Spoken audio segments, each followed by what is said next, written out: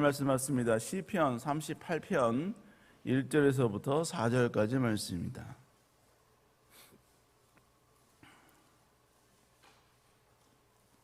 시편 38편 1절에서부터 4절까지 말씀입니다.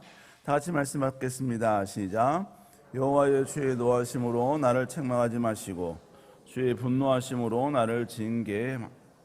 주의 화살이 나를 찌르고 주의 오른손이 나를 심히 누르시나이다.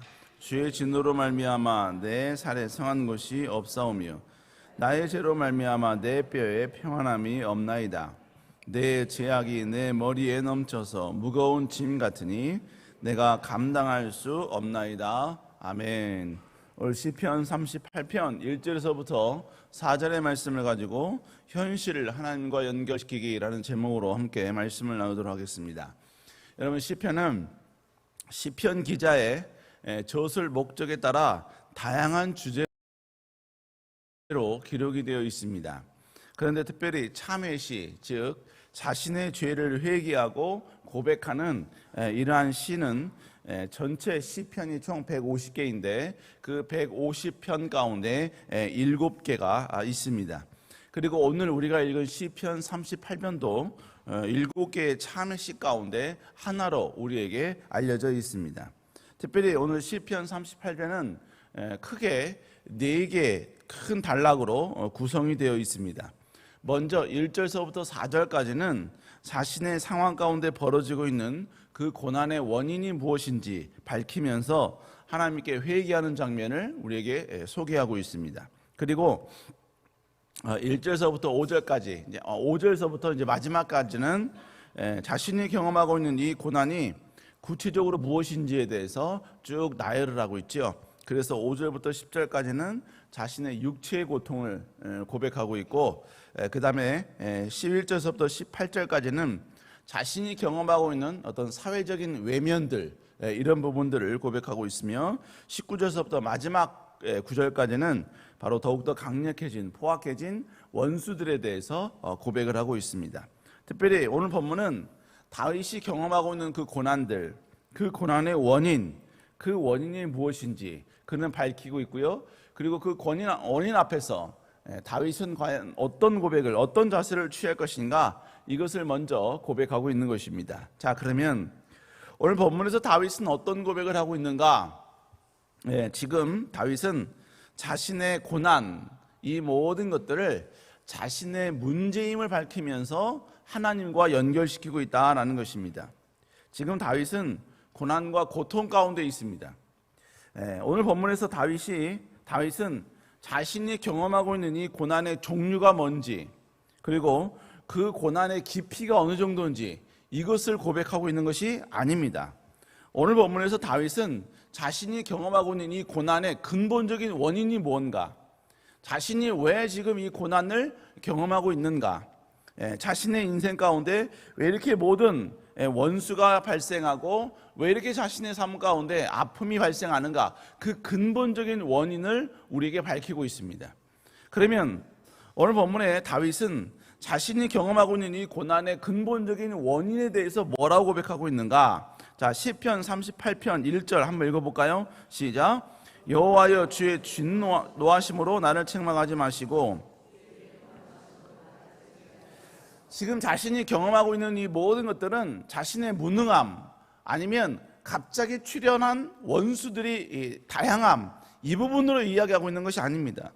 지금 다윗은요, 자신이 경험하고 있는 이 모든 것들, 자신의 삶 가운데 풀리지 않고 꼬여있는 이 모든 문제의 원인은 뭐냐? 바로 하나님이 노하셨기 때문에, 하나님이 지금 분노하셔서 자기를 징계하신 원인이다, 바로 이렇게 지금 고백하고 있는 것입니다.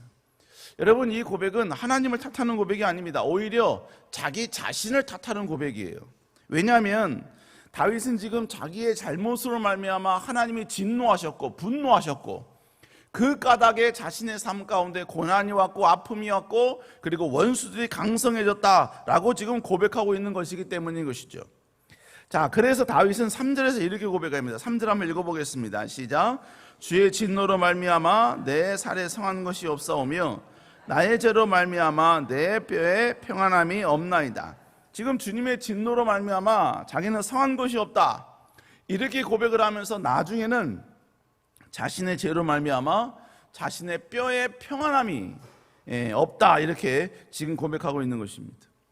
그러니까 근본적인 원인은, 지금 자기의 삶 가운데 고난이 오고 역경이 오는 그 근본적인 원인은 자신이 이 세상을 살아가면서 어떤 문제, 어떤 자신의 무능함, 그리고 여러분 까닭 없는 원수들의 공격, 이렇게 여러분 분석하는 것이 아니라 바로 철저히 하나님의 징계하심이고 분노하심의 원인이다. 그런데 하나님이 분노하시고 그리고 하나님께서 지금 자기를 징계하신 이유가 뭐냐? 바로 자신의 죄 때문이다. 바로 이렇게 그는 고백하고 있다는 것이죠. 그러면서 4절에서는 자신의 지은 죄로 인한 무게, 그 무게가 힘들다는 고백을 합니다. 저는 4절 한번 읽습니다. 시작. 내 죄악이 내 머리에 넘쳐서 감당할 수 없다. 즉 다윗은 계속해서 자신의 죄가닥으로 말미암아 자신의 삶 가운데 닥친 여러 가지 많은 여러 가지 무거운 짐들을 감당할 수 없다, 감당하기 쉽지 않다, 이 고백을 지속적으로 고백하고 있는 것입니다. 그러니까 지금 다윗은 지금에 발생하고 있는 자신의 모든 문제들, 그리고 자신이 경험하고 있는 모든 이 원인들, 이것은 바로 외부적인 문제, 외부적인 어떤 잘못들에 의한 것이 아니라 철저히 자기 자신, 내부적인 문제로부터 발생하고 기인한 문제다라는 것을 고백하고 있다는 것입니다. 여러분, 이렇게 지금에 벌어지고 있는 여러 가지 많은 고난과 고통의 원인을 자기에게서 찾는 사람, 여러분, 이것은 결국은 뭘 말하냐면 자기를 공격하고 자기를 비하하는 게 아니라 하나님의 살아계심을 지금, 그리고 또한 하나님의 전능하심을, 그리고 모든 걸 보시는 하나님, 그리고 자신의 죄에 대해서 모든 걸 지켜보시는 하나님에 대한 믿음이 있기 때문에 오늘의 이 고백이 가능했다는 것입니다. 자, 그러면 다윗의 이런 고백을 본다면 이런 고백을 하는 자들의 모습은 어떠한가? 여러분, 첫 번째로 이러한 믿음을 가진 사람은 철저히 죄와 싸우는 인생을 살 수밖에 없다는 것이지요. 다윗은 자신을 괴롭히는 이 모든 고난의 원인은 자신의 죄 때문이다, 이렇게 지금 고백하고 있습니다. 결국 지금의 고난은 절대로 우연이 아니다. 자신이 과거에 행한 어떤 잘못된 행동, 하나님의 뜻을 거스른 자신의 잘못이 있기 때문에 지금의 이 고통과 아픔이 발생하게 되었다, 여러분, 이걸 인정하고 있는 것이죠. 여러분, 그렇다면 이런 믿음이 있는 사람은요, 평범한 사람과는 다른 인생을 살 수밖에 없다는 것입니다. 즉 죄를 포용하는 인생, 죄를 여러분 수용하는 인생, 그런 인생이 아니라 오히려 죄와 싸우는 인생, 그리고 이 땅을 살아가면서 살아가는데 목적을 두는 것이 아니라 살아가는 어떤 색깔들, 즉 이 세상을 살아가면서 더욱더 하나님 보시기에 정직하고 하나님의 기쁨이 되는 그러한 일에 집중하려는 모습으로 노력할 수밖에 없다는 것입니다. 여러분, 죄의 특징이 뭡니까? 죄의 특징은요, 죄는 아무도 알지 못하는 장소, 그리고 누구도 알지 못하는 방식으로 자신만이 아는 그런 은밀한 방식으로 진행이 된다는 것입니다. 그래서 여러분, 주로 죄는 사람이 없는 곳, 그리고 사람이 움직이지 않는 시간, 그리고 사람이 전혀 인식하지 못하는 방식으로 죄가 여러분 진행이 되는 것입니다. 게다가 여러분, 사람들이 이 죄에 대한 가지고 있는 또 다른 특징이 뭐냐면 사람들에게 들키지 않으면 그 죄는 자유하다, 그 죄는 죄가 아니다 라는 잘못된 생각을 우리는 오해를 하고 있다는 것입니다.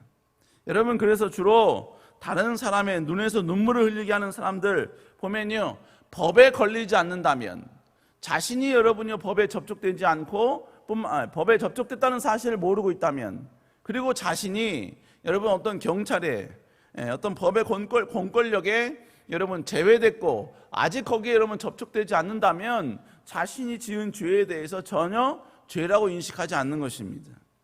그러나 여러분, 중요한 것은 사람은 속일 수 있을지라도 우리 하나님은 절대로 속일 수가 없다는 것이죠.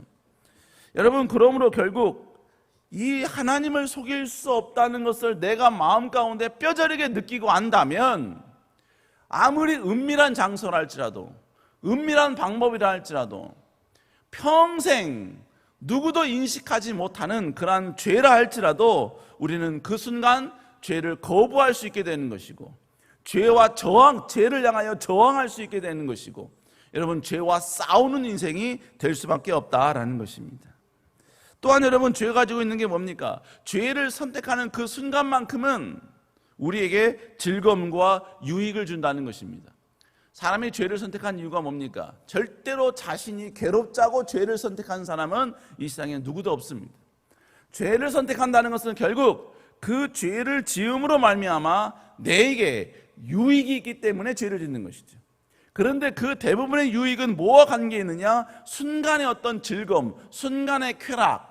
여러분, 이 세상의 즐거움과 연관이 되어 있다는 것이죠. 여러분, 그렇기 때문에 사람들은 그 순간의 쾌락과 순간의 즐거움, 그리고 그 순간의 죄를 지음으로 말미암아 어느 정도 여러분이 편안히 지낼 수 있는 어떤 가정들, 이런 상황들, 그것 때문에 우리는 죄를 짓게 된다라는 것입니다. 여러분, 그러나 이건 우리의 생각인 거예요. 죄를 지음으로 말미암아 지금 순간이 편안하고, 그리고 죄를 지음으로 말미암아 얻은 유익이 내 인생을 즐겁게 할 것이다. 이건 내가 만들어 온 논리라는 것이지요. 하나님은 모든 걸 아시기 때문에 지금의 지은 죄에 대해서 반드시 하나님은 여러분 보응하신다는 사실을 오늘 본문에 우리에게 이야기하고 있는 것입니다. 여러분, 그래서 성경은 우리에게 뭐라고 이야기합니까? 데살로니가전서 5장 22절에 보니까 악은 어떤 모양이라도 버리라 라고 말씀하고 있습니다. 죄라고 완전히 인식되는 것도 버려야 되지만 죄의 모양을 하고 있다는 이야기예요. 죄의 형태를 가지고 있다는 이야기입니다. 그럴지라도 여러분, 그 모든 것들을 버려야 된다라는 사실을 우리에게 이야기하고 있습니다. 그러므로 죄는 우리 인생에 있어서 포용하고 수용하고 관심을 갖는 대상이 아니라 버려야 될 대상이며 거절해야 될 대상이고 포기해야 될 대상이 바로 죄라는 것입니다. 사랑하는 여러분, 우리가 이 땅을 살아가는 것은 사람의 눈에 비춰진 우리의 모습을 아름답게 만들기 위해서 우리가 존재하는 것이 아니라 보이지 않지만 하나님 보시기에 바로 정직한 자, 이러한 칭과 명칭, 이러한 인정을 받기 위해서 우리 그리스도인은 존재하는 줄로 믿습니다. 여러분, 그래서요, 성경에 보면 북이스라엘과 남유다로 나눠지게 되잖아요.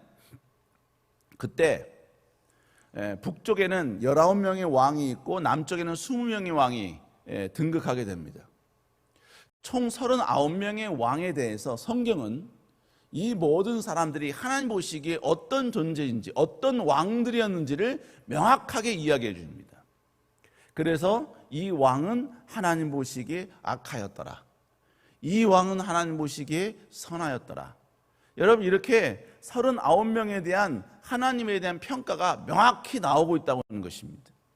여러분, 결국 우리는 보이지 않지만, 들리지 않지만, 기록되지 않았지만 하나님 앞에 우리는 어떤 존재가 될 것인가, 여러분, 우리는 이것을 염두하며 살아가야 될 줄로 믿습니다. 여러분, 결국 그런 인생을 살겠다라는 것은 언제나 우리의 하나님이 극도로 싫어하시는 그 죄와 싸우는 인생, 죄를 거부하는 인생, 그런 인생을 살겠다는 모습인 것이죠. 사랑하는 여러분, 더욱더 죄와 싸우는 여러분 될 수 있기를 주의 이름으로 축복합니다. 두 번째로, 여러분, 이 모든 믿음이 있는 사람은 내가 손해를 경험한다 할지라도 하나님의 기쁨이 되는 그 길을 선택하게 된다라는 것입니다. 여러분, 하나님의 기쁨이 되는 그 길, 하나님이 원하시는 그 길을 선택하는 것, 그것에 몇 가지 특징이 있습니다. 첫 번째는 뭐냐면요, 하나님이 원하시는 순종을 할 그 당시는 순종하는 자에게 희생과 손해와 억울함이 발생할 수 있다는 것입니다. 다니엘도 오직 하나님께 기도한다는 이유 때문에 하나님의 기쁨이 되고 하나님이 원하시는, 여러분, 그 기도를 한다는 이유 때문에 여러분, 그는 사자굴 속에 들어갔습니다.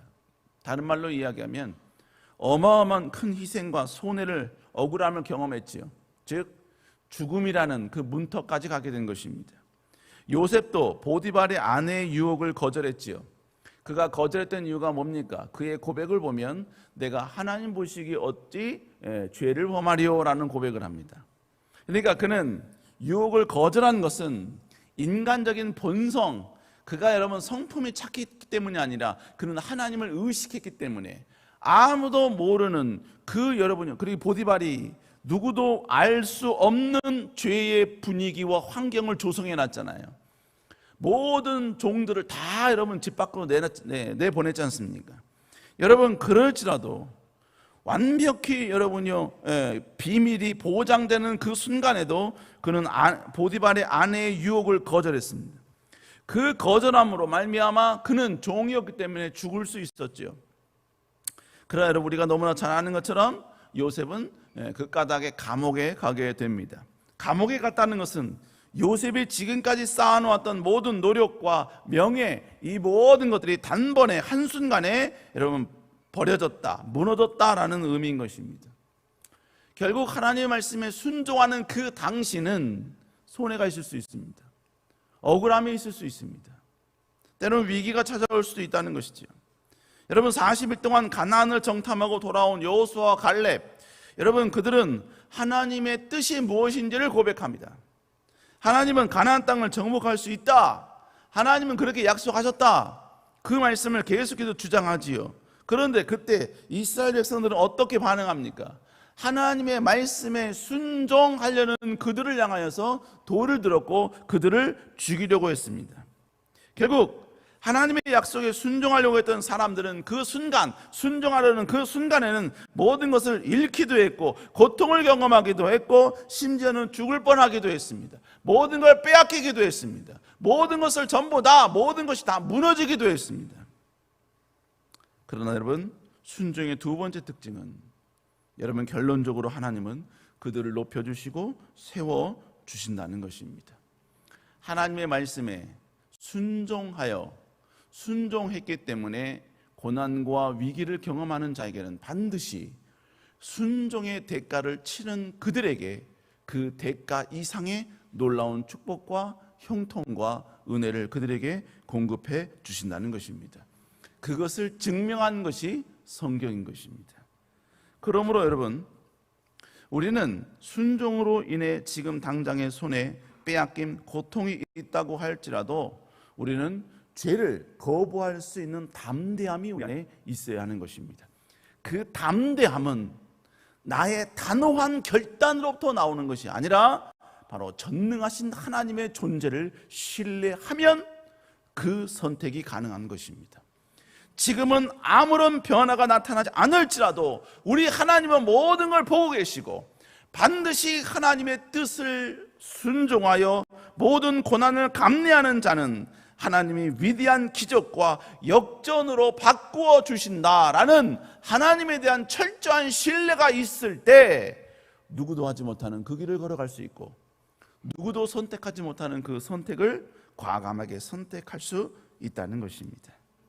결국 죄와 싸우는 것은 죄를 이길 수 있을 만큼의 환경이 조성되었기 때문이 아닙니다. 내 마음 가운데 천성적으로 죄에 대한 알러지 반응이 있기 때문에 죄와 싸울 수 있는 게 아닙니다. 죄와 싸울 수 있는 유일한 힘은 하나님에 대한 믿음으로부터 나오는 것입니다. 하나님에 대한 신뢰로부터 나오는 것입니다. 보이지 않지만 보고 계시는 하나님, 손길이 아직은 내게 미치지 않았지만 여전히 미치실 하나님, 말씀으로 온 천지를 창조하시고 심지어 우리의 생각과 뜻까지 감찰하시는 하나님, 이 하나님에 대한 철저한 믿음과 신뢰가 있을 때 죄와 싸울 수 있는 그 저력과 용기가 우리 마음 가운데서 솟아나게 된다는 것입니다. 사랑하는 여러분, 죄와 싸우는 그리스도인은 하나님 보시기에 칭찬의 대상인 것입니다. 여러분 더욱더 죄와 싸울 수 있는 여러분 되시기를 주의 이름으로 축복합니다. 그러나 여기서 주의할 점이 또 하나가 있습니다. 무슨 얘기냐면 자신에게 임하는 모든 고난을 무조건적으로 나의 죄가닥이다라고 결부해서는 아니 되는 것입니다. 여러분 우리가 너무나 잘 아는 것처럼 욥의 고난은 욥의 죄와는 상관이 없지요. 요셉이 애굽으로 팔려간 것은 요셉의 죄와는 상관이 없습니다. 고난이 올 때 나의 죄가닥에 고난이 오는 케이스도 있지만 하나님의 뜻을 이루기 위하여서 때로는 하나님이 우리에게 고난을 허락하실 때도 있습니다. 그러나 정작 중요한 것은 어떠한 색깔로부터 어떠한 방법과 루트로 우리에게 온 고난일지라도 중요한 것은 하나님을 의식하고 하나님을 신뢰한다면 여러분 그 모든 것들은 반드시 선으로 축복으로 역전으로 여러분 수렴하게 된다는 것이죠. 여러분 이것을 아시고 더욱더 오늘 하루 하나님 보시기에 기쁨이 되는 하루 될 수 있는 여러분 되시기를 주의 이름으로 축복합니다. 기도하시겠습니다. 사랑의 주님, 오늘 다시 한번 상황 가운데 벌어지고 있는 자신의 모든 고난과 역경을 전능하신 하나님께로 연결시켰던 다윗의 고백을 우리는 다시 한번 살펴보았습니다. 주님, 우리가 어떤 상황, 어떤 조건에 있을지라도 철저히 하나님을 의식하며 살아가는 저희를 될 수 있도록 주여 인도하여 주옵소서. 하나님을 의식할 때 우리는 다시 하나님의 기쁨이 되기 위하여 하나님은 과연 이 순간 어떤 선택을 할 것인지 아버지 고민하게 되는 아버지 아름다운 지혜를 발휘하게 된 줄로 믿습니다. 이러한 길을 따라가는 저희들 되게 하여 주옵소서. 특별히 아버지 귀한 담임 목사님 붙잡아 주시고 여호와의 능력과 권능과 힘으로 함께하여 주시고 지치지 않도록 여호와여 함께하여 주옵소서. 하나님 나라 영광을 위한 모든 걸음마다 하나님께서 언제나 순풍으로 역사하여 주시고 아버지와 풍성한 열매의 결실을 맺어 다시 하나님의 거룩한 이름이 아름답고 밝히 드러날 수 있도록 주여 인도하여 주옵소서. 아버지 특별히 이 시간 하나님께 귀한 예물 드리는 모든 손길들 주님 여러 가지 모든 자녀의 문제, 가정의 문제 아버지 위하여 간절히 기도합니다. 주님 역사하여 주시고 하나님의 살아계심과 하나님의 일하심을 다시 체험하는 위대한 역전의 은혜가 임하게 하여 주시옵소서. 여호와께서 함께 하시고 축복하시고 도우실 줄 믿사옵고 살아계신 예수님 이름으로 간절히 기도드렸사옵나이다. 아멘. 하늘에 계신 우리 아버지의 이름이 거룩히 여김을 받으시오며 나라의 마옵시오며 뜻이 안에서 이루어진 것 같이 땅에서도 이루어진다. 오늘날 우리에게 일용할 양식을 주옵시고 우리가 우리에게 죄 지은 자를 사하여 준 것 같이 우리의 죄를 사하여 주옵시고 우리를 시험에 들지 말게 하옵시며 다만 악에서 구하옵소서. 대개 나라와 권세와 영광이 아버지께 영원히 있사옵나이다. 아멘. 이 시간에 다시 한번 간절히 기도하기를 원합니다. 주님 귀한 목사님 붙잡아 주시고 건강과 강건함으로 함께하여 주옵소서. 지치지 않는 청년의 영이 임하게 하여 주시고 오직 더욱더 하나님을 앞세우며 하나님의 기뻐하는 모든 행보가 될 수 있도록 여호와여 인도하여 주시옵소서. 이 새벽에 나와 주께 기도하오니 여호와여 우리의 모든 기도 제목에 응답하여 주시고 다시 죄와 싸우는 저희들 되게 하여 주시옵소서. 우리 시간 주의 치고 간절히 기도합니다. 주여